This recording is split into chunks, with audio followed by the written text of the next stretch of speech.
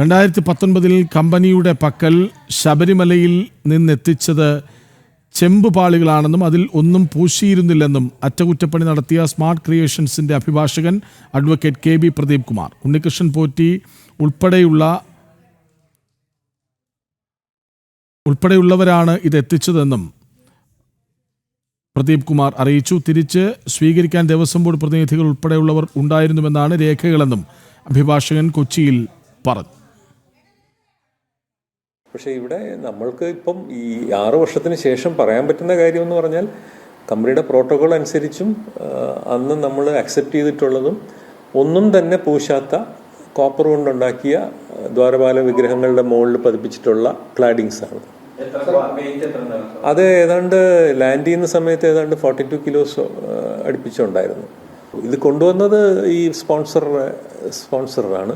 പക്ഷെ റിസീവ് ചെയ്യാൻ നേരം ബോർഡ് ഒഫീഷ്യൽസ് ഉണ്ടായിരുന്നു എന്നാണ് റെക്കോർഡ്സ് പ്രകാരം നമ്മളിപ്പോൾ മനസ്സിലാക്കുന്നത്.